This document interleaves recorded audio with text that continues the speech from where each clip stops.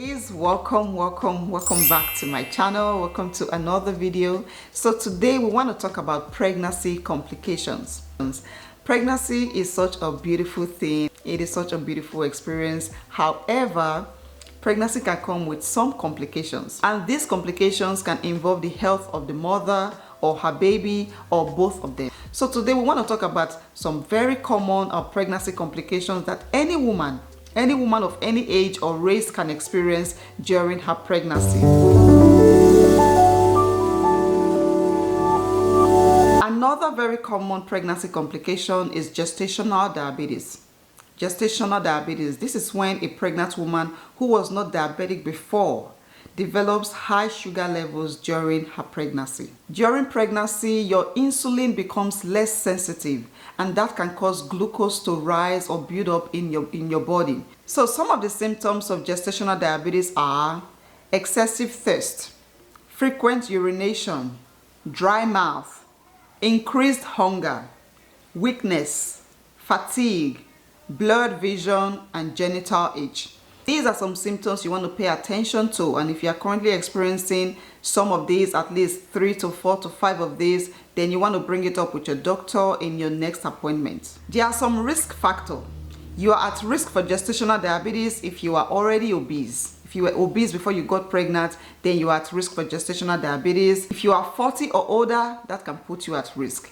If you have high blood pressure, that's another risk. If you have it running in your family history, anybody in your family ever had it, then there's a chance that you could have it as well. Gestational diabetes typically develops within your mid-pregnancy, so between 24 to 28 weeks. Once you get to that point in your pregnancy, you should get tested. You should do the glucose test. And with that test, your doctor can know if your blood sugar levels are okay, or if you need to manage them, or if you need to change your diet, or whatever. It can offer some advice. If it is not properly treated, it can cause a baby to be born too large. You can have like a big baby, 9 pound, 10 pounds baby, and that can come with its own complications.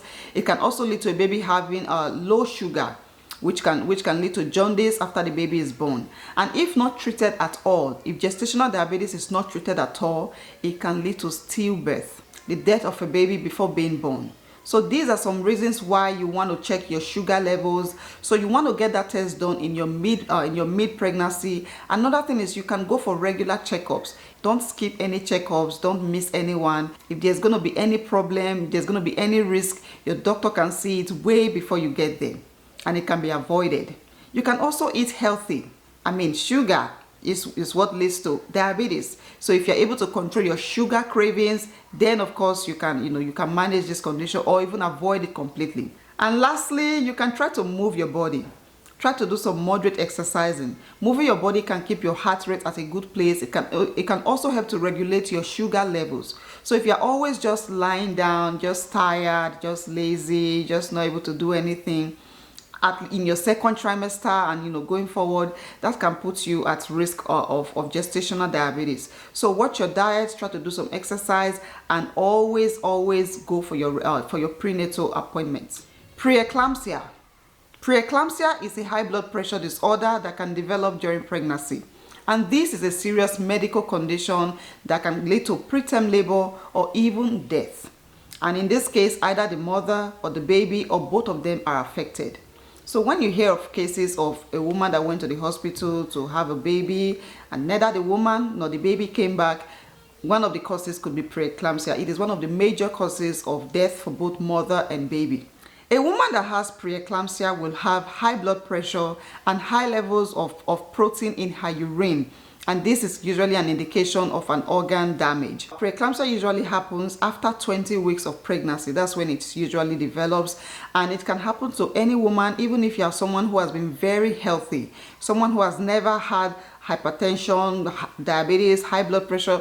You can still experience preeclampsia during a pregnancy. And if you also had a diabetes or high blood pressure before, then this is definitely something to look out for. If this condition is left untreated, it can lead to fatal complications for both the mother and her baby. This is one of the major things that takes a woman and her baby's life during labor and delivery. Some of the symptoms are excess protein in your urine. Another one is kidney problems. kidney problems, which can indicate that something is wrong.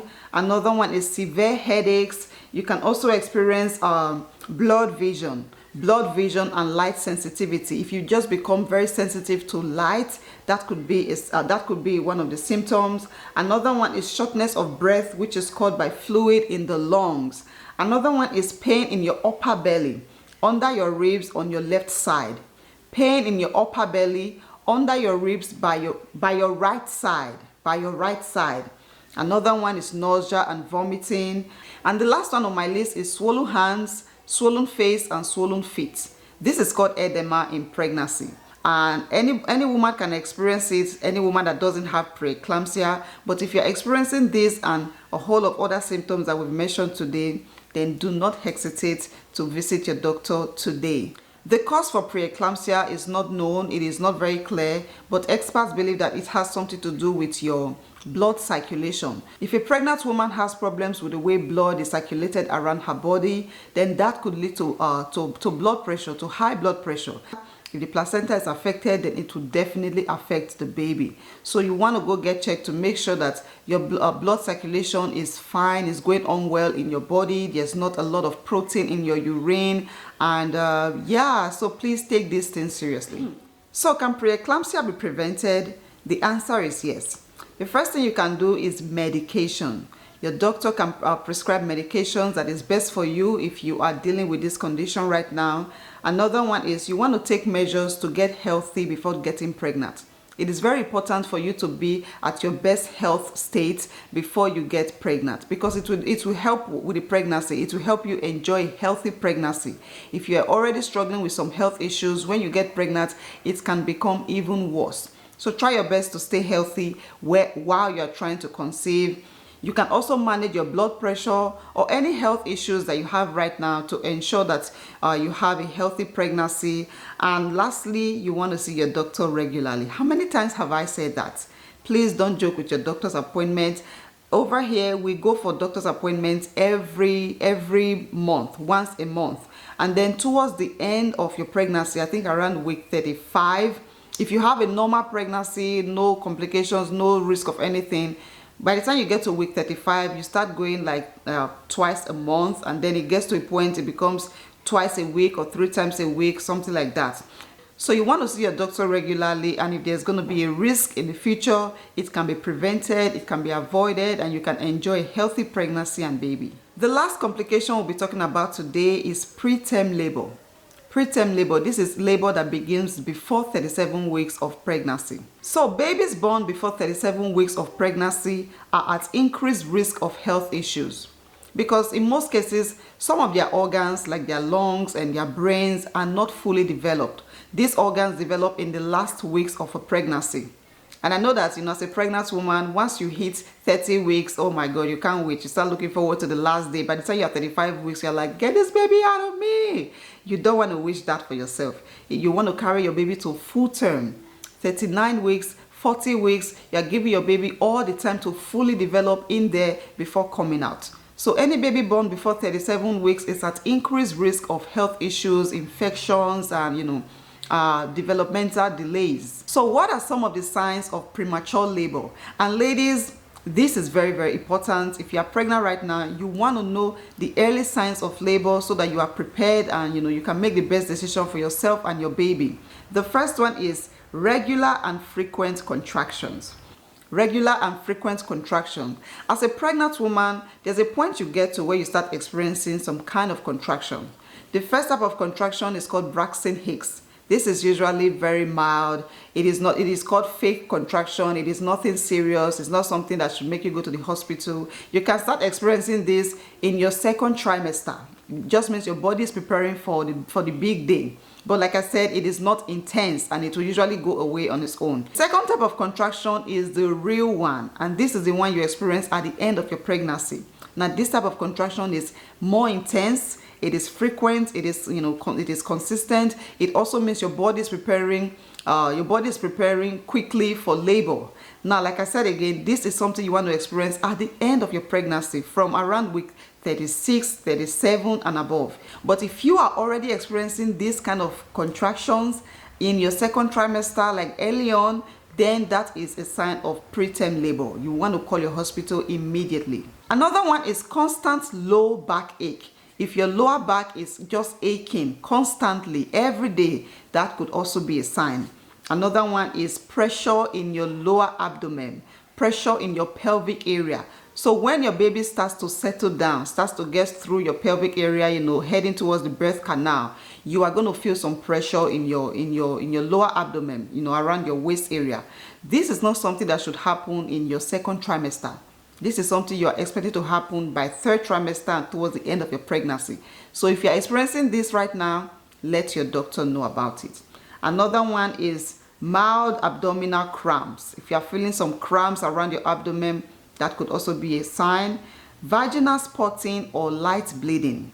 Vaginal spotting or light bleeding. So if you're experiencing something like this before 37 weeks, let your doctor know about it. And the last one on my list is membrane rupture. Your water breaking. Your water should not break except you're in active labor. For me, my water broke when I was already in the hospital having my babies. So if you notice that your water has broken, you are already in labor and you need to be at the hospital. So some women describe this experience as a gush of fluid coming out from their body. For some other women, it is just like little trickle of fluid coming out from their body for a long period of time. Now, if you notice that your underwear is just always wet, if you're noticing some trickles coming out from there, it is not pee, okay? Maybe you think it is pee, you are not sure. Please go meet the people who know, who can tell you what it is. And this is very tricky because as a pregnant woman, it is very easy, very common for your underwear to be wet. You're always feeling wet down there. And you may not know if it is pee or if it's your water that's broken. So please just don't, try to figure it out by yourself at home. Go meet the experts and let them tell you what it is. Of course, preterm labor can be avoided, it can be prevented. One of the things you can do is to go for your checkups regularly. Make sure you and your baby's health are being monitored closely. Another one is to eat healthy. You can eat foods like nuts, seeds, fish, and seed oil. These foods have been specifically shown to reduce the risk of early labor or preterm birth. Another one is to avoid smoking. Another one is to consider spacing. So the space between one child and the other is very, very important. It's very important. If you had a baby 9 months ago and you are pregnant and about to have another one, that could put you at risk of preterm labor or preterm delivery. So, consider spacing between your kids. At least 1 year and 6 months or 2 years apart is fine. Another one is to manage any chronic conditions that you may already have, like diabetes, high blood pressure, obesity. If you have any of these conditions, they can put you at risk of preterm delivery. So try to manage these conditions and of course work with your doctor to know the best way to manage any health issues that you may have. So as a pregnant woman, getting early and regular prenatal care can help to reduce your risk of any of these pregnancy complications. If you are visiting your doctor regularly, if your pregnancy is being monitored closely and regularly, then that can help to reduce your risk. So don't take this lightly. Like I said, pregnancy is a very beautiful thing, but it is a long journey and it can come with anything. Even for a woman who is very healthy, who was very healthy before getting pregnant, some health issues can come from nowhere because of pregnancy. So yeah guys, this is where I'm going to stop for today. Like I said, there's more to talk about, more pregnancy complications to talk about. If you have any questions, if you're currently experiencing any pregnancy risk right now, let us know in the comment section. I could look into it and we could talk about it in my next video. But for today, I am going to stop here.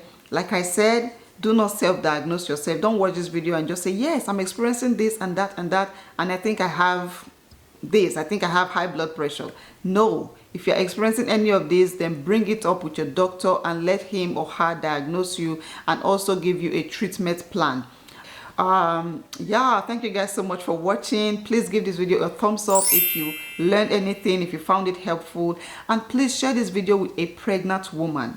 Every pregnant woman needs this information at their fingertips. You need to know these things. It is okay to be positive, but you also want to just know these things so that when you see the signs, you attack it immediately. So please help me share this video, subscribe to my channel if you haven't already, and yeah, I will see all of you guys in my next one. Bye.